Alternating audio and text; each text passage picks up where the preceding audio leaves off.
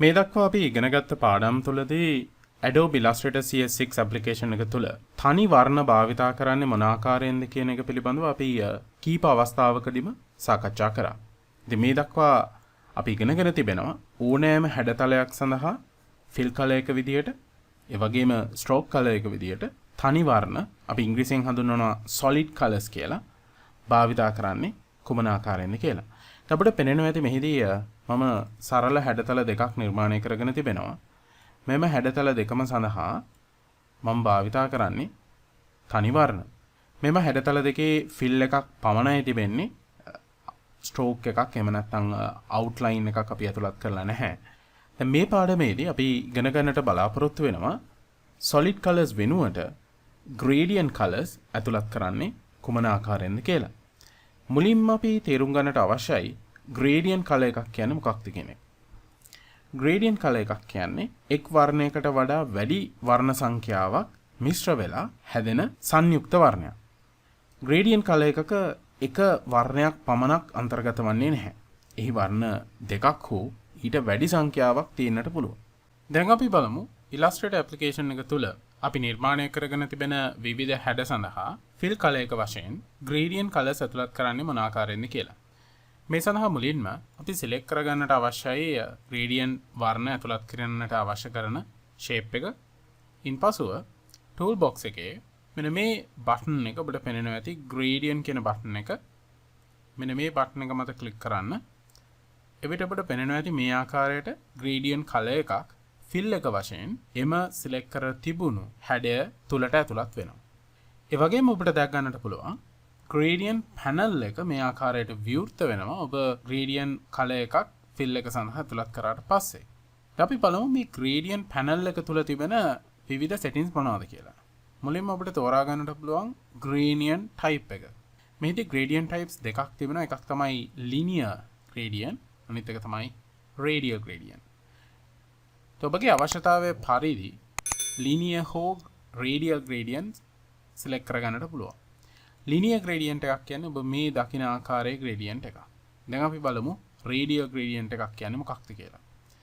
මම පහලින් තියෙන මෙන්න මේ shape එක select කරලා නැවතත් click කරනවා මෙන්න මේ button එක මත. ඉන්පසු මම type එක වෙනස් කරනවා radial කියන එකට. දැන් අපිට පේනවා ඇති linear gradient සහ radial gradient එකේ වෙනස. linear gradient එකකදී ඔබට පේනවා ඇති වර්ණ වෙනස් වීම සිදුවන්නේ රේඛීයව. නමුත් radial gradient එකක වර්ණ වෙනස් වීම සිද්ධවන්නේ මේ ආකාරයට වෘත්තාකාර සීමාවක. මෙහිදී gradient panel එක මේ ආකාරයට floating panel එකක් වශයෙන් ලබා ගන්නවා. වඩාත් පහසු කරගන්නට අපි මෙහිදී සිදු කරන ක්‍රියාවලිය. gradient panel එකේ තිබෙන අනෙකුත් settings පිළිබඳව අවධානය යොමු කරොත් මම select කරනවා මෙන්න මේ linear gradient එක අපි ඇතුළත් කළ shape එක. මේදී ඔබට පෙනෙනවා ඇති linear gradient එක අපි ඇතුළත් කරාට පස්සේ අපිට හැකියාව තියෙනවා මෙහි gradient angle එක වෙනස් කරන්නට. මම එහිදී පෙන්නන්නම් angle එක වෙනස් කරලා අපි මෙය අංශක 45ක කෝණයකට මේ angle එක select කරනවා. ඔබට පේනවා ඇති මේ linear gradient එක වෙනස් වෙනවා. එය පිළිලා තිබෙන ආකාරය. ඔබ gradient එකක් ඇතුළත් කරාට පසුව tool box එකේ තියෙන මෙන්න මේ gradient tool එක ඔබට භාවිත කරන්නට පුළුවන්. දැන් මේ shape එක select කරලා තියෙද්දි මම tool box එකේ gradient tool එක මත click කරනවා. එතකොට පෙනෙනවා ඇති මේ අංශක 45 ඇලය ඇති වුණේ මොන ආකාරයෙන්ද කියලා. ඔබට පේනවා ඇති මේ gradient tool එක මගින් නිර්මාණය කරන මෙම කොටස අංශක 45ක ඇලයකින් යුක්තයි. අපි නැවත මේ වෙනස් කරමු බිඳුවකට. ඔබට පෙනෙනවා ඇති එය මෙම හැඩය සමග රේඛීයව විහිදෙන ආකාරයට තමයි සකස් වෙන්නේ. ඔබට අවශ්‍ය නම් මෙහි වර්ණයන් ව්‍යාප්ත වන ආකාරය වෙනස් කරන්නට පුළුවන්. මෙන්න මේ කුඩා sliders මත click කරලා ඒවා ඔබට අවශ්‍ය ආකාරයට drag කිරීමෙන්. මෙහිදී ඔබට පෙනෙනවා ඇති මේ slide එක drag කිරීම මගින් වර්ණයන්ගේ ව්‍යාප්තිය මට වෙනස් කරන්නට පුළුවන්. ඒ වගේම mid point එක. මෙහිදී වර්ණ ව්‍යාප්තියේ මැද සීමාව ඔබට වෙනස් කරන්නට පුළුවන්. මෙහිදීත් ඔබට පෙනෙනවා ඇති gradient sliders mid point එක මේ ආකාරයට එය වෙනස් කරන්නට පුළුවන්. ඒ වගේම මේ ඔබ දකින්නේ gradient sliders මේ සීමාව තුළ වෙනස් කර ඒ ස්ලයිඩර්ස් වලට සමානයි. දැන් මට අවශ්‍ය නම් මේ gradient එක තුල තිබෙන වර්ණයන් වෙනස් කරන්නට. මේ gradient sliders අපි භාවිත කරනවා. මම select කරනවා මෙන්න මේ gradient slide එක. මම මේ මත double click කරනවා. එවිට මට ලැබෙනවා වර්ණ තෝරා ගැනීම සඳහා මට හැකියාව තියෙනවා swatches භාවිත කරන්නට. ඉතින් මට අවශ්‍ය වර්ණය තෝරා ගන්නට පුළුවන්. අපිට පේන ඇති මේ වර්ණය තෝරා ගත්තට පස්සේ ඒ අදාළ ස්ලයිඩ් එක සඳහා මෙහිදී ඒ වර්ණය වෙනස් වෙනවා.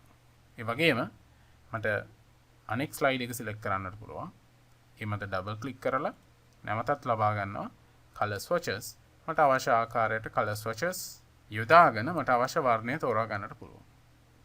අපිට පේනවා ඇති අපි මෙම හැඩය සඳහා linear gradient එකක් ඇතුළත් කළ ආකාරය.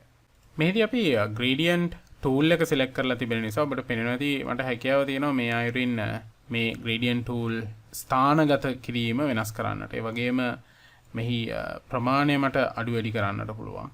මට අවශ්‍ය නම් මෙය rotate කරන්නට පුළුවන්.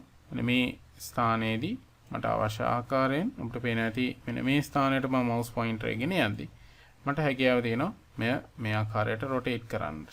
ඉතින් මට අවශ්‍ය නම් keyboard එකේ shift key එක press කිරීමෙන් නිවැරදිව මට 90ක් ආනතියක් සහිතව මෙය rotate කරගන්නට පුළුවන්. ඉන්පසුව මට හැකියාව තියෙනවා මේ gradient tool එක අවශ්‍ය ආකාරයට ස්ථානගත කරන්නට. අපිට පේනවා ඇති මෙහිදී අපිට ලැබෙන වර්ණ විපර්යාසය සිදුවන්නේ කුමන ආකාරයෙන්ද කියලා. ඒ වගේම තමයි මට හැකියාව තිබෙනවා මෙම වර්ණය color swatch එකක් තුලට ඇතුළත් කරන්නට. මම මේ ආකාරයට මේ drag කරලා ඇතුළත් කරනවා. ඉන්පසුව අපිට හැකියාව තියෙනවා මේ select කරලා ඒ වර්ණය ඇතුළත් කරන්නට. නමුත් මෙහි තිබෙන්නේ linear gradient එකක් විදියට මම මේ වෙනස් කරනවා radial gradient එකකට. අපිට පේන ඇති radial gradient එක පිහිටන ආකාරය. radial gradient එකක් පිහිටද්දී මට හැකියාව තියෙනවා එහි ව්‍යාප්තිය මේ ආකාරයට වෙනස් කරන්නට. මේ ආකාරයෙන් අපි මෙම පාඩම තුලදී ඉගෙන ගත්තේ යම් shape එකක් සඳහා gradient colors ඇතුළත් කරන්නේ මොන ආකාරයෙන්ද කියලා. එහිදී linear gradient සහ radial gradient කියන මේ gradient වර්ග දෙක අපි යම් shape එකක fill එකක් සඳහා ඇතුළත් කරන ආකාරය පිළිබඳව ඉගෙන ගත්තා. Gradient colors Adobe Illustrator application එක තුල fill සඳහා පමණක් නොවේ අපට අවශ්‍ය නම් එය stroke සඳහා ඇතුළත් කරන්නට පුළුවන්. ඒ වගේම තමයි gradient panel එක භාවිතා කරලා අපිට වෙනත් හුඟක් දේවල් කරන්නට පුළුවන්. අපි මේ සියලුම දේවල් මෙම පාඩම තුලදී ඉගෙන ගත්තේ නැහැ අතරම.